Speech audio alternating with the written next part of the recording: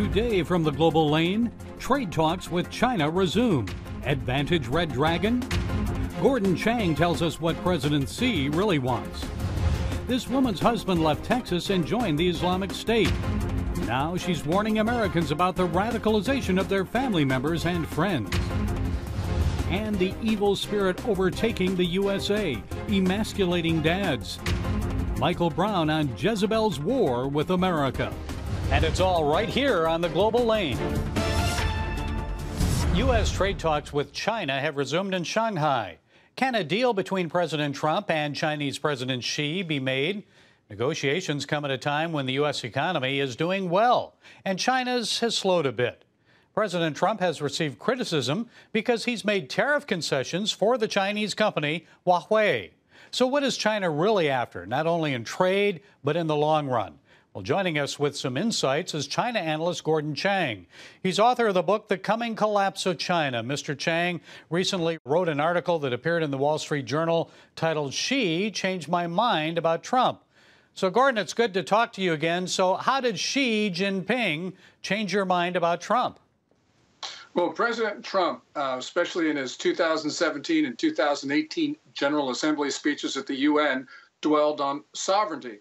And when I heard that, I thought that was really out of place. The issue of sovereignty was settled in 1648 at the Treaty of Westphalia. I was thinking, what the devil is Trump talking about?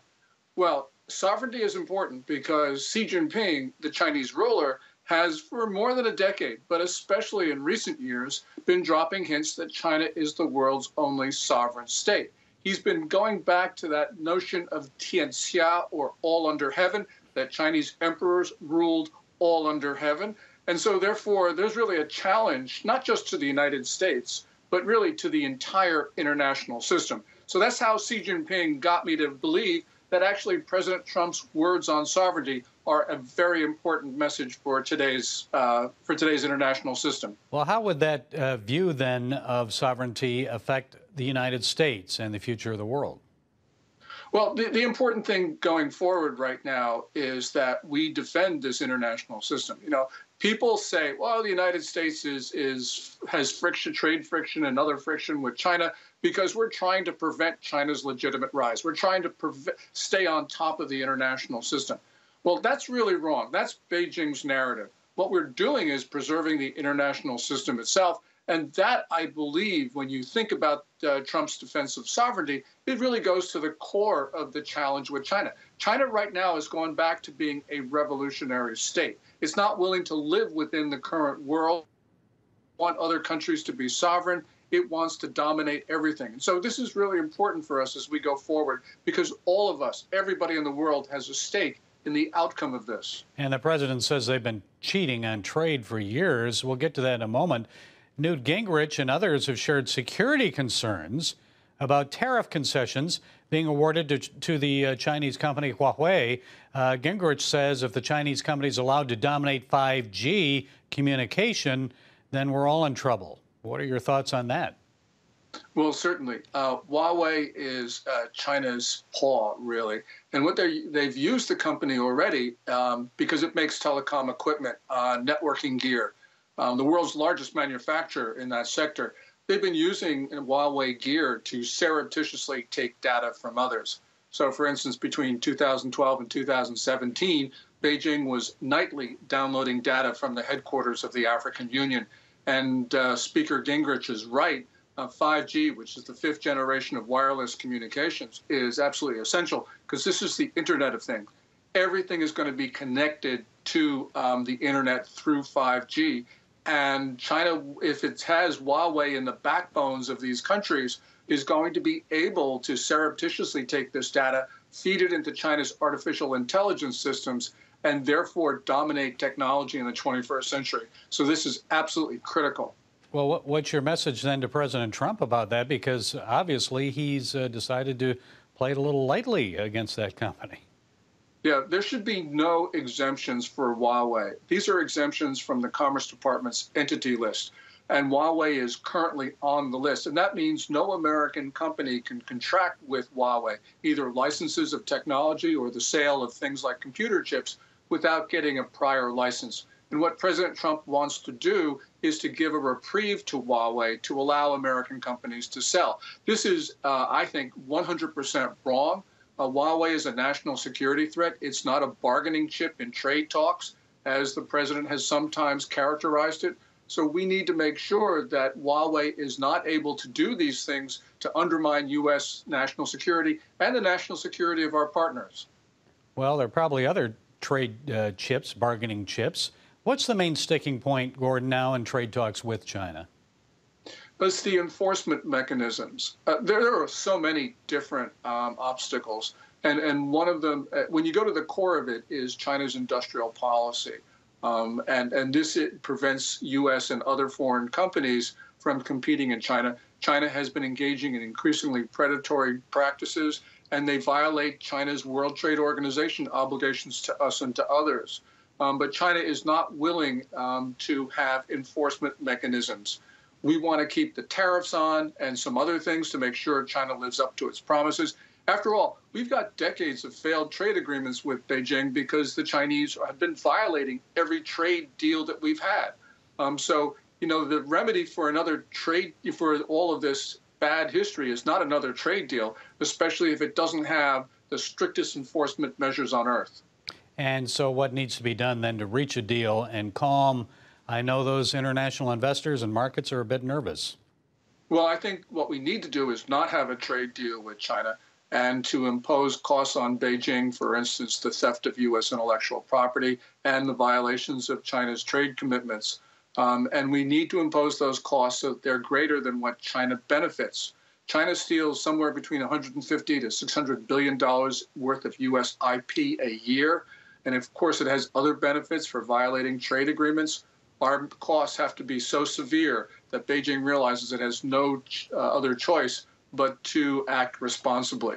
And, this is going to hurt us, Gary, but we've got to remember that we are not going to escape decades of bad trade agreements and bad trade policy with China and not have some cost to ourselves. Because if we can't protect our IP, for instance, we don't have an economy of the future.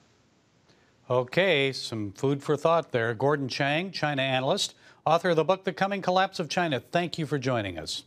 Thank you so much, Gary. Remember for a moment what it was like to be a child. You believed every story you were told. You saw a world full of endless possibilities. What stories will the world's orphaned and at-risk children believe? We believe the Bible tells the only story truly worth believing. We believe that every child should have the opportunity to dream, the chance to take challenges and turn them into possibilities, the chance to stand on the promises of God, to recognize their place in the greatest story ever told. They have their whole lives ahead of them. Theirs is a world of endless possibilities. They are looking for a story to believe. We will tell them that story. Will you join us?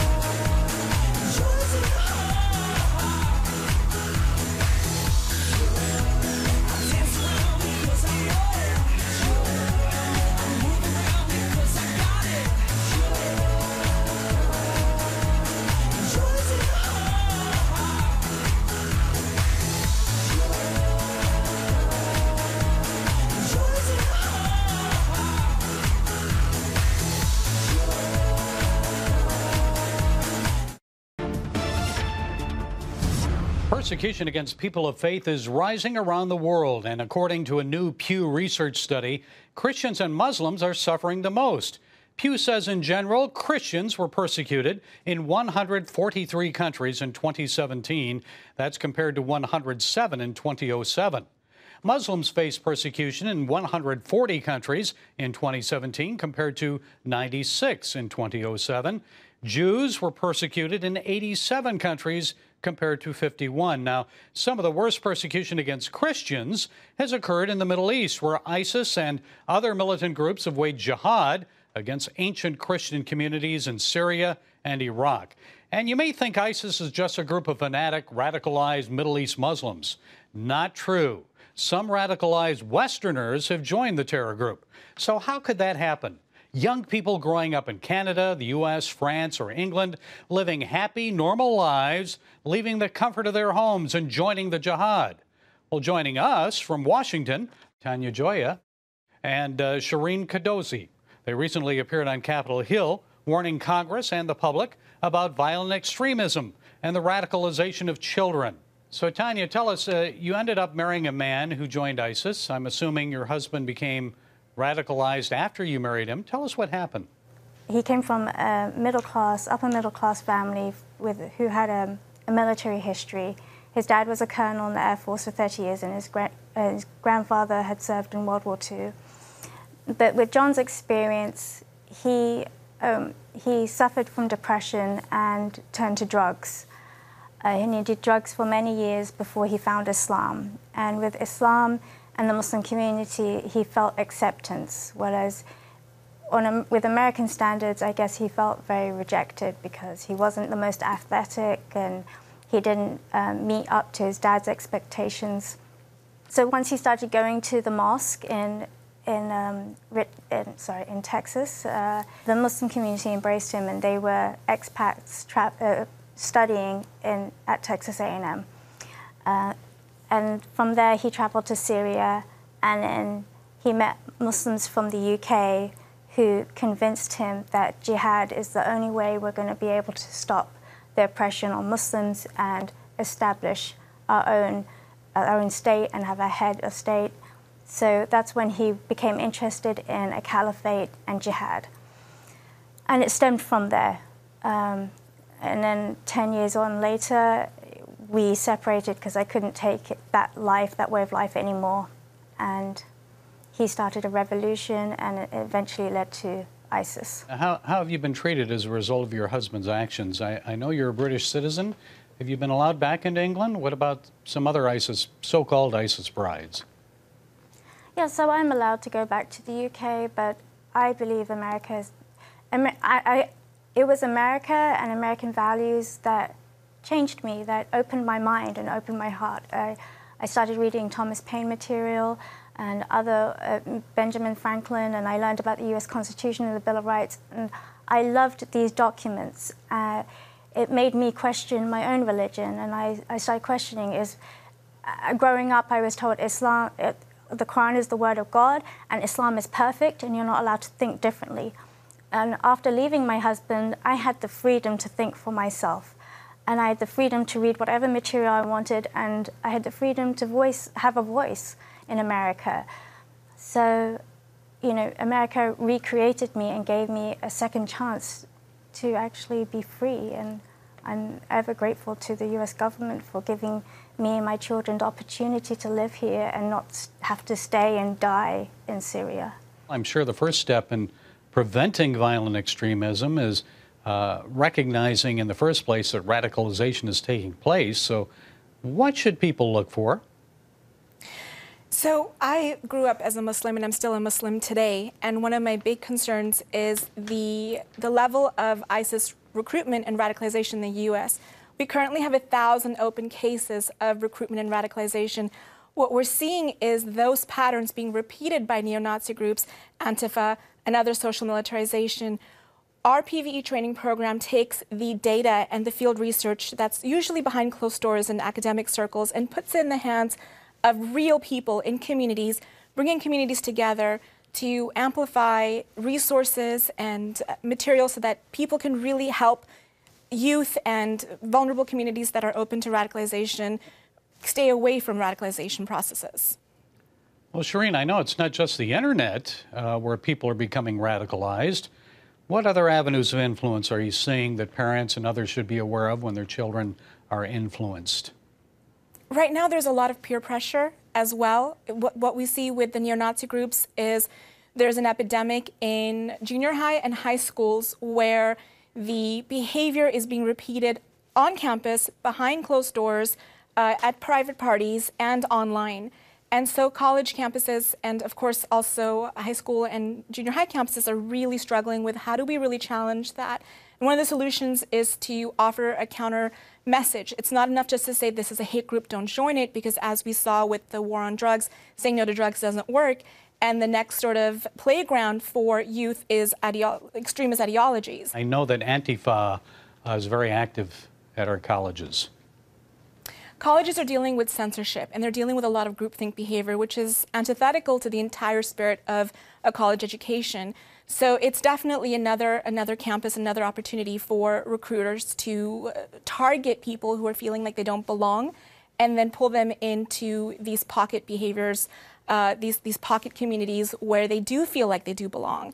And what's really interesting about the U.S. right now is the behavior that we're seeing on college campuses with the sort of far leftist rhetoric is the same sort of recruitment and radicalization that happens in the Middle East with the far, I would say, the Islamist extremists who go ahead and they cultivate recruits for the Muslim Brotherhood, for Al-Qaeda. It's the same sort of behavior pattern repeating in the U.S. right now. And Tanya, tell us about the movie Kids Chasing Paradise. I know screenings have taken place around the world. What's it about, and what are you hoping will happen as a result?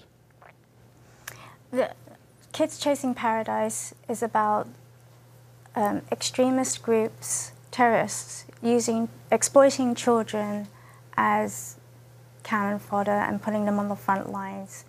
I'd like members of Congress to bring our PVE training program that's a free resource to their communities. We have a pilot program in Richmond Hill right now that brings together key stakeholders in law enforcement, education, and different clergy members, and of course the media and elected officials, so that all key stakeholders are informed on what a PVE training program looks like and how they can implement the solutions, mostly the solutions for PVE in their communities. And it's a free resource. We will come to you, and we are happy to help communities help prevent radicalization. Okay, Shireen Kadosi and Tanya Joya, thanks so much for joining us today from Washington. Give me that. Bye. Sure, life is busy, but I found a way to make a huge difference in people's lives. I guess you could say I'm changing the world right here from home. I bring medical supplies and doctors to people in need, and dig wells so that villagers can have clean and safe water to drink. I make it possible to preach the gospel in over 100 countries, including right here in America. And when disaster strikes, I'm there, providing food, thank you, and emergency supplies to give people hope again. Every day, CBN and I are making the world a better place. Here you go. My life is hectic, so I joined CBN through Pledge Express. My bank does all the work, and I know that my gift is being used where it's needed most. So become a CBN partner and join Pledge Express, because you can do a world of good right from where you are. Hi, good morning. Are you ready to get started? Hey, if you're tired and exhausted all day, you can't think clearly, and you really just need a cup or even a pot of coffee to get through your day, then join me, Dr. Josh Axe, for this new series where I'm going to teach you how to transform your diet and use essential oils and supplements to get a better night's sleep. Get Protect Your Sleep and live your best life with innovative information from 5 leading sleep experts. If you're not a great sleeper, you can do things to make yourself a great sleeper.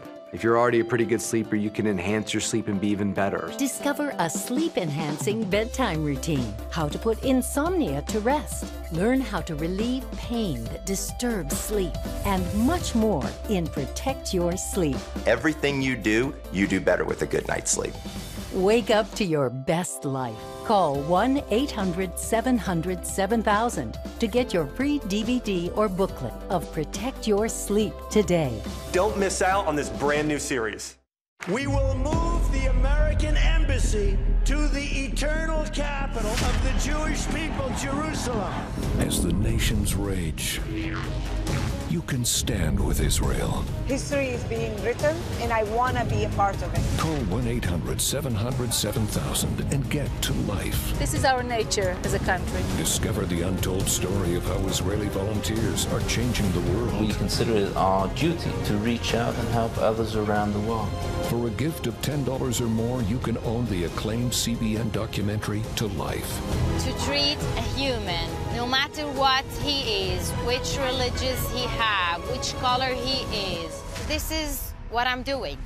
Support Israel in their time of need. Get to Life, now available on DVD. Call 1-800-700-7000 or log on to cbn.com. And I wish that other people throughout the world could see this side of Israel.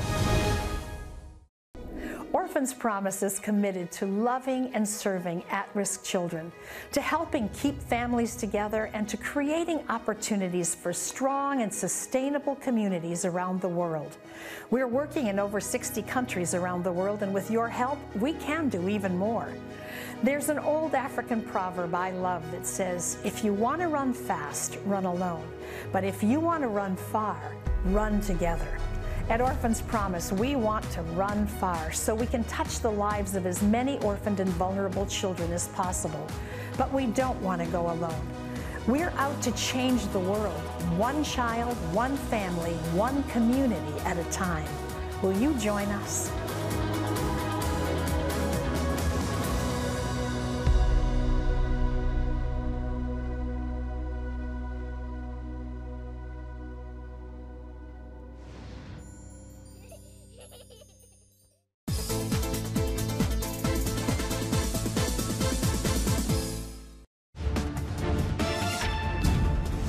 You've likely noticed a trend on American television in recent years, emasculating men, ridiculing fathers, and presenting them as dumb. Journalist John Tierney wrote a New York Times op-ed years ago about Hollywood's obsession with the doofus dad. Well, here with more is Dr. Michael Brown. He's founder and president of Ask Dr. Brown Ministries. He's a talk show host and author of about 36 books. His latest is called Jezebel's War with America, set for release August 6th.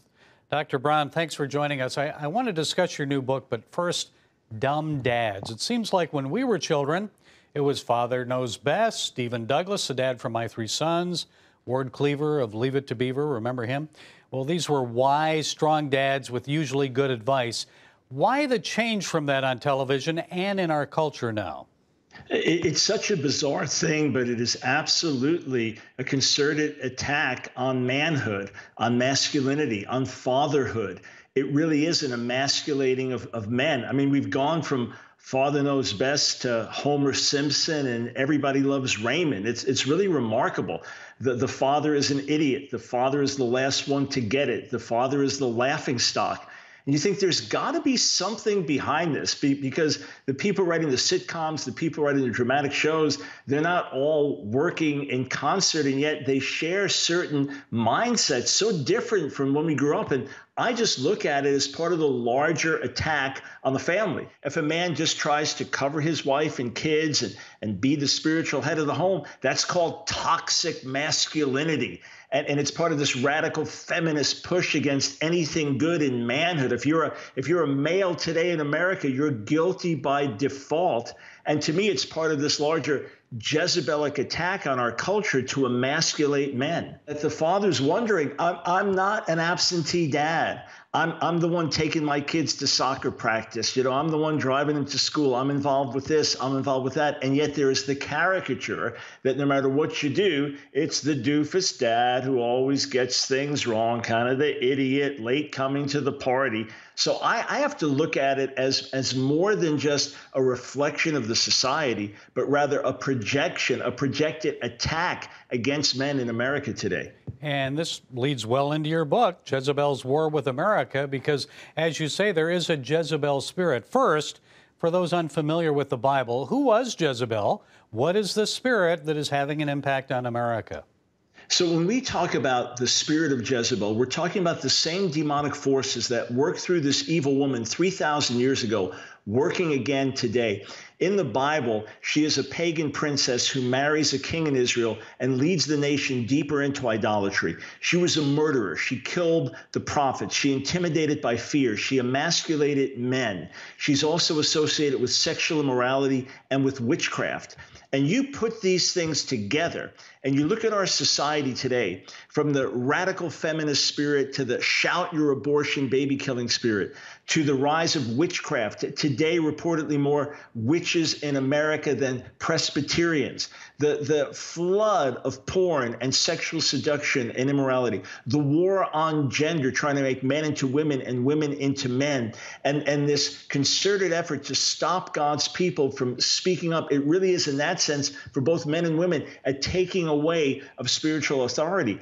And then in the Bible, the one who ultimately comes into final conflict with Jezebel is King Jehu, this kind of reckless king. He does a lot of good, but a lot of collateral damage. And when you have a president like Donald Trump, whether you voted for him or didn't, you see it's the same kind of thing. The radical feminist spirit comes out of the woodwork, now wants to blow up the White House. You have witches hexing the male patriarchy. It is a battle with the spirit of Jezebel in America today like nothing we've ever seen in our history. There are demonic powers at work, and we can't fight them if we don't recognize them. And then once we recognize them, we realize that we have mighty spiritual weapons to pull down these strongholds. And I know you're always speaking out. You love debating.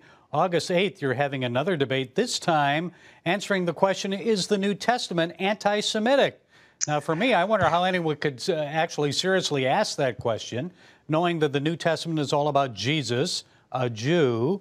So what's this debate all about? Yeah, so you are part of my evidence that it's not anti-Semitic. In other words, evangelical Christians like you who read the New Testament, who take it literally, and who are great lovers of Israel and the Jewish people is a great proof that it is not. So just a few months back, the tragic synagogue shooting in Poway, California, the shooter in his manifesto quoted New Testament verses to justify his hostility to the Jews. So it's going to be August 8th. In New York City, in Manhattan, with my friend Rabbi Shmuley. We've done over 20 debates, but this is going to be our first one focused on this subject. I've got to ask you before we leave, I want you to weigh in on another controversial subject. Muslim activist Linda Sarsour recently said emphatically that Jesus was a Palestinian. So what is really behind this, Michael? It's really no different than when German theologians, Nazi theologians, said that Jesus was an Aryan and he wasn't even a Jew. It's trying to take away his Jewishness, trying to take away Jewish roots. And the name Palestine doesn't come in until over 100 years after the death and resurrection of Jesus, Yeshua. So it's another attempt to pull him away from Israel, to pull him away from Jewish roots. And in Islamic thought, hey, Jesus is a Muslim, Moses is a Muslim. Let's make him into a Palestinian as well. Oh, so I don't forget, sir.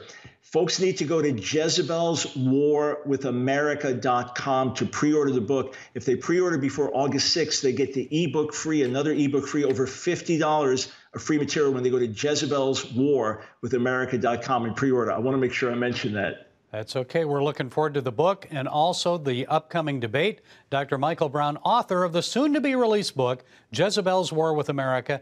Thank you for setting us straight today. Oh, my joy. Anytime.